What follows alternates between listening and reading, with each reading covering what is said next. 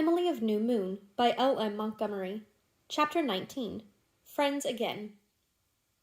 Emily listened very anxiously on Monday morning, but no sound of axe, no ponderous hammer rang in Lofty John's bush. That evening, on her way home from school, Lofty John himself overtook her in his buggy, and for the first time since the night of the apples stopped and accosted her. "Will you take a lift, Miss Emily of New Moon?" he asked affably. Emily climbed in, feeling a little bit foolish, but Lofty John looked quite friendly as he clucked to his horse. "So, you've clean wiled the heart out of Father Cassidy's body, the sweetest scrap of a girl I've ever seen," says he to me. "Sure, and ye might lave the poor priests alone." Emily looked at Lofty John out of the corner of her eye. He did not seem angry. "You've put me in a nice tight fix of it," he went on. "I'm as proud as any New Moon Murray of ye all, and your Aunt Elizabeth said a number of things that got under my skin. I've many an old score to settle with her, so I thought I'd get square by cutting of the bush down, and you had to go and quare me wid me priest because of it, and now I make no doubt I'll not be after daring to cut a stick of kindling to warm me shivering carcass without asking lave of the Pope." "Oh, Mr. Sullivan, are you going to leave the bush alone?" said Emily breathlessly. "It all rests with yourself, Miss Emily of New Moon. You can't be after expecting a Lofty John to be too humble. I didn't come by the name because of me makeness." "What do you want me to do?" "First, then, I'm wanting you to let bygones be bygones in that matter of the apple, and be token of the same come over and talk to me now and then as ye did last summer. Sure now, and I've missed ye and that spitfire of an Ilsa, who's never come either because she thinks I mistreated you." "I'll come, of course," said Emily doubtfully, "if only Aunt Elizabeth will let me." "Tell her if she don't, the bush'll be cut down, every last stick of it. That'll fetch her. And there's one more thing. You must ask me rael make and polite to do ye the favour of not cutting down the bush. If you do it pretty enough, sure niver a tree will I touch. But if you don't, down they go, praist or no praist," concluded Lofty John. Emily summoned all her wiles to her aid. She clasped her hands. She looked up through her lashes at Lofty John. She smiled as slowly and seductively as she knew how, and Emily had considerable native knowledge of that sort. "Please, Mr. Lofty John," she coaxed, "won't you leave me the dear bush I love?" Lofty John swept off his crumpled old felt hat. "To be sure, and I will. The proper Irishman always does what a lady asks him. Sure, and it's been the ruin of us. We're at the mercy of the petticoats. If ye'd come and said that to me afore, ye'd have had no need of your walk to Whitecross. But mind ye keep the rest of the bargain. The reds are ripe, and the scabs soon will be, and all the rats have gone to glory." Emily flew into the New Moon kitchen like a slim whirlwind. "Aunt Elizabeth, Lofty John isn't going to cut down the bush. He told me he wouldn't, but I have to go and see him sometimes, if you don't object." "I suppose it wouldn't make much difference to you if I did," said Aunt Elizabeth, but her voice was not so sharp as usual. She would not confess how much Emily's announcement relieved her, but it mellowed her attitude considerably. "There's a letter here for you. I want to know what it means." Emily took the letter. It was the first time she had ever received a real letter through the mail, and she tingled with the delight of it.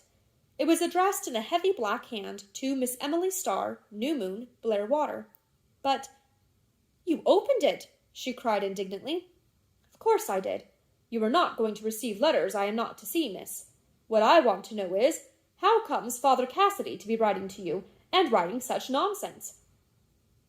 "I went to see him Saturday," confessed Emily, realizing that the cat was out of the bag, "and I asked him if he couldn't prevent Lofty John from cutting down the bush." "Emily, Bird, Star."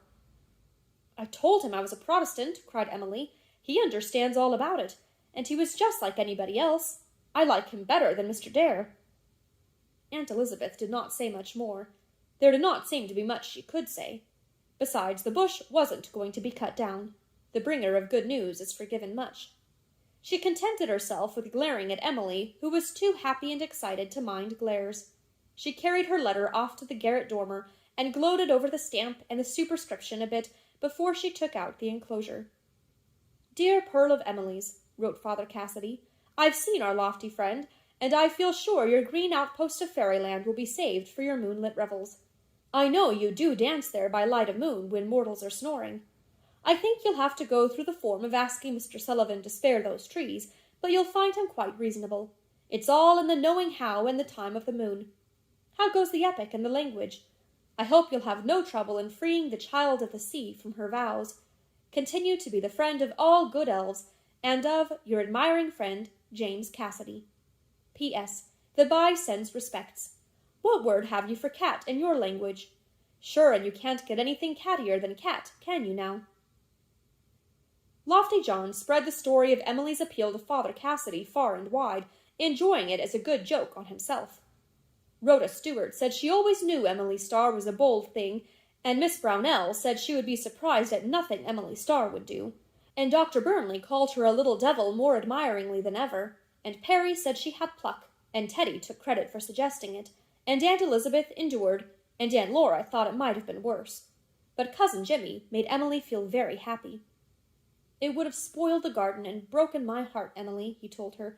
You're a little darling girl to have prevented it. One day, a month later, when Aunt Elizabeth had taken Emily to Shrewsbury to fit her out with the winter coat, they met Father Cassidy in a store. Aunt Elizabeth bowed with great stateliness, but Emily put out a slender paw.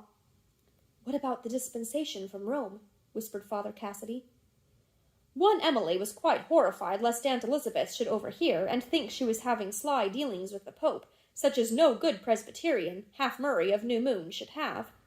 The other Emily thrilled to her toes with the dramatic delight of a secret understanding of mystery and intrigue.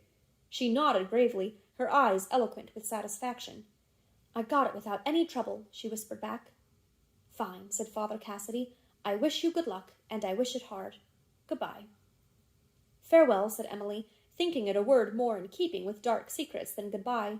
She tasted the flavor of that half-stolen interview all the way home, and felt quite as if she were living in an epic herself. She did not see Father Cassidy again for years. He was soon afterwards removed to another parish, but she always thought of him as a very agreeable and understanding person.